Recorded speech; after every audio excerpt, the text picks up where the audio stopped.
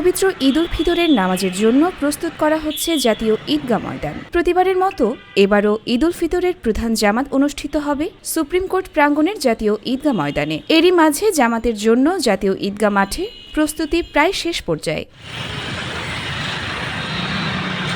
বাঁশের খুঁটি বসানোর পাশাপাশি ত্রিপল টানানোর কাজও প্রায় শেষ। মাঠের পানি নিষ্কাশনের জন্য প্রস্তুত করা হচ্ছে ড্রেন। মশা তাড়ানোর জন্য প্যান্ডেলের নিচে মশক নিধনের কাজ চলছে। নারীদের জন্য থাকছে পৃথক 3টি রাস্তা। দু-এক দিনের মাঝেই সাজসজ্জার কাজ শেষ হবে।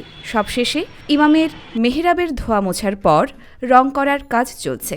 এছাড়া মাঠের আশপাশে রং করা এবং ঝাড়ু দেওয়ার কাজ চলছে। এই কাজটা আমাদের কাছে খুবই আনন্দজনক আর খুবই উৎসাহের কাজ। আশা করি আমাদের কাল পরশুর ভিতরে পুরো ক্লিয়ার হয়ে যাবে মাঠ। বিগত বছরগুলোর মতো এবারও ঢাকা দক্ষিণ সিটি কর্পোরেশনের তত্ত্বাবধানে কাজ চলছে। জাতীয় ঈদগাহ মাঠ সহ আশপাশে প্রায় 1.5 লক্ষ মুসল্লি একসাথে নামাজ আদায় করতে পারবেন। এর মাঝে 5,500 নারীর জামাতে নামাজ পড়বার ব্যবস্থা থাকছে। জাতীয় ঈদগাহ মাঠে রাষ্ট্রপতি, উপদেষ্টা পরিষদ, কূটনৈতিক সচিব সহ রাষ্ট্রের গুরুত্বপূর্ণ ব্যক্তিরা ঈদ জামাতে অংশ নেওয়ার কথা রয়েছে। ময়দানে 85,000 লোকের ধারণ ক্ষমতা রয়েছে। এর বাইরে আশপাশেও ব্যবস্থা হয়েছে। ময়দানের মূল ফটকের পাশে বসানো হয়েছে 120টি অজুখানা। এগুলা সাজাইছি মানুষের দেখানোর জন্য, মানুষ আসবে দেখবে। আমরা তো এই 2-3 বছর করতেছি, কিন্তু এবার একটু পার্থক্য আছে, মানে মোটিভে চেঞ্জ হইতে আছে।